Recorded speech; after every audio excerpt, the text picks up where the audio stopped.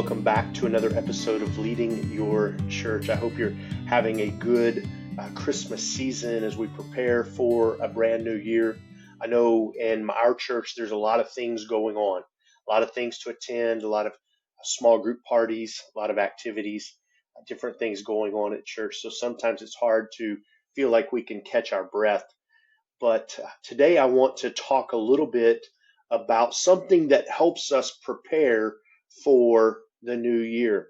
And today we're going to talk about defining reality. How do we define reality in our church? How do we help our staff understand where we're at? How do we help our lay leaders, our deacons, elders, our small group leaders, those people who are invested in leadership and helping us move the ball forward in the church? How do we define reality? And then how do we even define reality for the congregation to help us understand where we're at? You see, before we can determine where we're going to go into the future, we have to have a great understanding of where we are at right at this minute. Max Dupree says the great leader's greatest responsibility is to define reality. You see, there's some dangers if we don't define reality. The biggest one that exists is that if we don't define reality, then we may start turning the dials. We may start tweaking things and changing things that won't lead us to where we want to go. As we're leading change, if we don't understand where we're at, how can we move to a desired future? You see, not just any future. When we're leading change, we want to lead to a desired, a directed, a specific destination. And so defining reality helps us understand who we are before we ever start moving to where we want to go. And so when we think about defining reality, there are some key things that we need to recognize and to understand. And in order to define reality, we've got to really get our hands around some important things in order to get clarity. The first I want to talk about is historical data sets. We need to get a grip and an understanding on the historical statistics, the data of our church. Now, churches all take data in different ways. We take our reflection of what's happened in different ways. For so many years, there's been an emphasis, some might argue an overemphasis on worship attendance, on group attendance, on first-time guests, on offering. We may, some would say we've taken an over emphasis on those things. And let me be real clear. Yes, you can get those misaligned in your heart. You can get those in a wrong place in your heart. But let's be real clear. God doesn't love you more when the statistics go up, and He doesn't love you less when the statistics go down. Demographic statistics, the historical data of our church only helps us know where we're at and helps us think about and help us move in a direction into the future. And so first, we need to recognize what is the last 5 to 10 years of our historical data as a church tell us. We need to go through month by month for worship attendance, month by month for the last 5 to 10 years for our small group attendance, Sunday school, connect groups, life groups, whatever you call them, and understand those things. We need to look at the offering over all of those years, month to month to month, over 5 to 10 years. I prefer more data.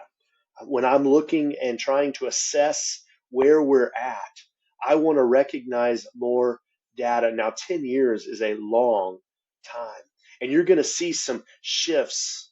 And what happens is you can go back and trace the story of what happened. And so when I did that for our church, when I came several years ago, I went back and I could track and I circled numbers. I said, I recognize something happened here. And I would circle it and I would sit down with different people and they would think about it and they go, well, that's probably when and they would fill in the blank. That's probably when. And so it helped me understand some of the things that had been shifted in the past. Did it have a positive or negative effect on the congregation? Uh, does that mean we're going to try those things? Probably not. But it helps us understand how the congregation deals with and responds to change, whether positive or negative. So we have to get a good, clear understanding of our historical data in order to define reality for where we're at. We're looking for trends over months. Is there a trend of growth? Is there a trend of plateau? Is there a trend of decline? How long have those trends been going on? Can we go back and identify something that may have triggered it to be a growth trigger or a decline trigger? We just want to understand this, not because our identity is wrapped in it. Please hear me there. Our identity is not wrapped up in what we find, but it helps us know what to do. It helps us to define reality. We need to look at the demographics of our community. That's the second thing we need to understand. If we're going to gain a clear definition of reality for us as a church and as a community, we need to look at the demographics of our community. As I've done that in the last few months, preparing to launch a new strategic plan, preparing for a capital campaign here in January and February.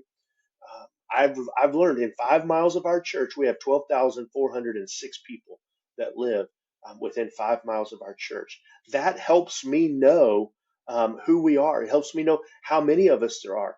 When I then go in and look at the different age groups, it helps me understand what do we need to be thinking about for student ministry? What do we need to be thinking about for children's ministry, for preschool ministry, for senior adult ministry? It helps us gain an understanding of our community. So we need to look at our demographics. The third thing we need to do, and I just suggest this, we need to get some of our leaders, and I would suggest doing it in a couple of different groups. One, if you have a ministry staff team of 3 or 4 or 5 or more, I would get that group together, and then I would gather some of your key lay leaders. Who are your influencers? They may be your deacons, they may be your elders. Anywhere from 7 to 15 to 18 people. So you can do that with 2 different groups if you'd like. But to do a SWOT analysis, we've written about this on the blog, but the importance of a SWOT analysis, that it forces us to think about our strengths, our weaknesses, our opportunities, and our threats. When we go through and we brainstorm and we're able to have the conversation back and forth with other people, we're able to learn more about who we are. And that helps tell the story of our current reality.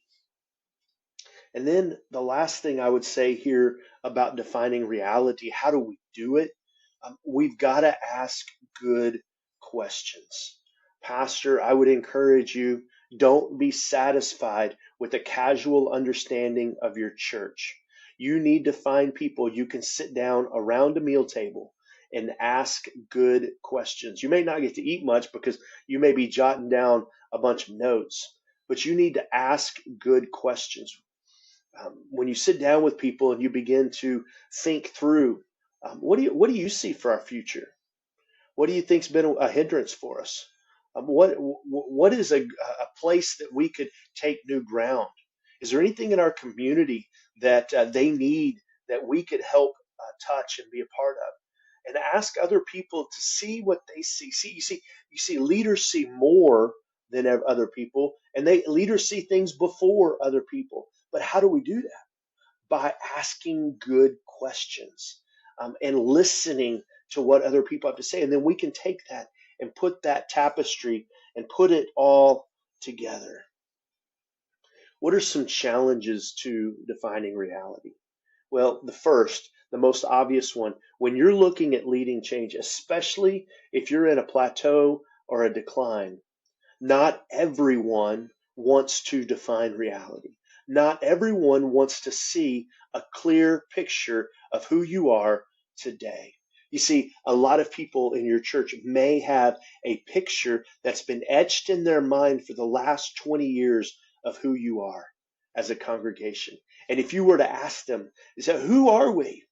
They would say, well, this is who we are. And they begin to describe this picture from the 1990s. It's kind of hard to believe that that's over 20 years ago.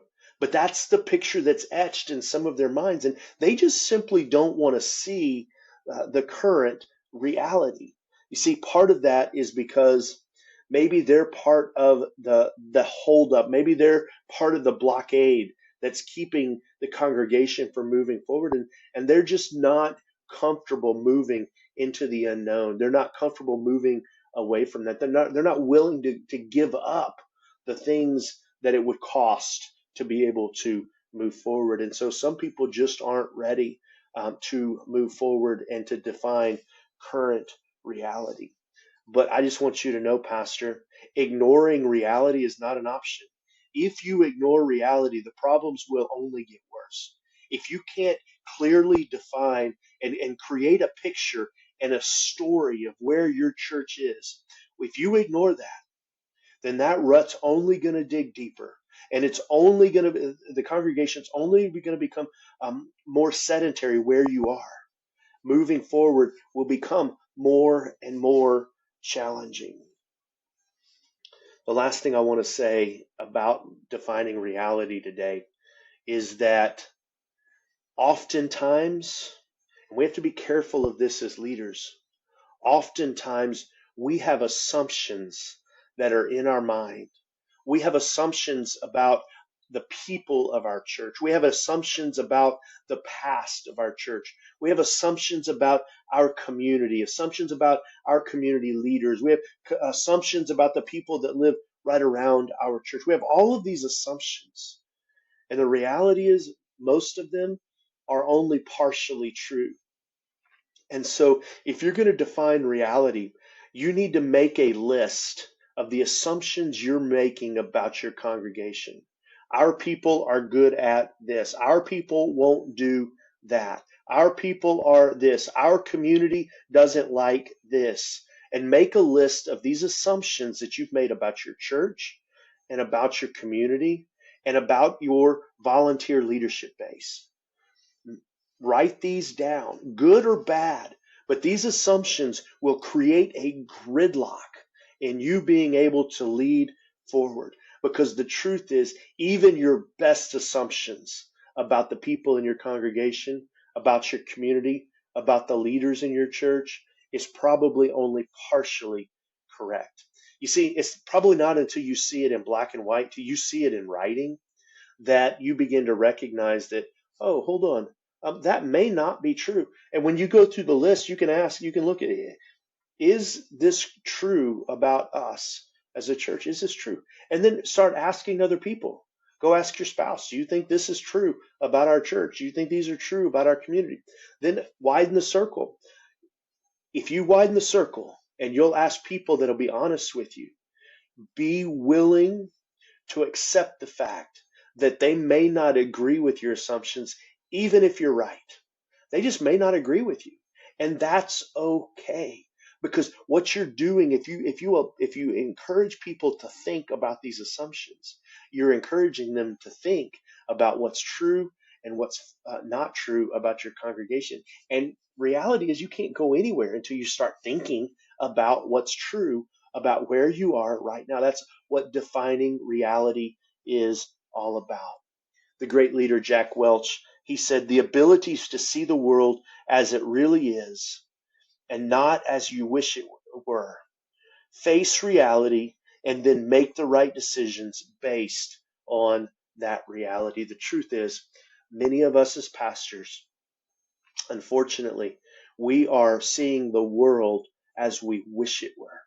And you can't lead change until you define reality. And once you're able to define reality, and once you're able to include other people into recognizing that picture of what reality is, and people go, yeah, I see that. That seems to be true about us. Once you define reality, then you begin to position yourself to lead change for the future. If you don't ever define reality, you're going to struggle moving forward, leading change, and thriving and finding that abundance of what God is calling you to do in that ministry. And so I want to encourage you, as you think about 2024, as you're just a couple of weeks away, I want you to really begin thinking about how can you in the month of January lead your team to define reality for your congregation, for your ministry staff, for your lay leaders, and for your community.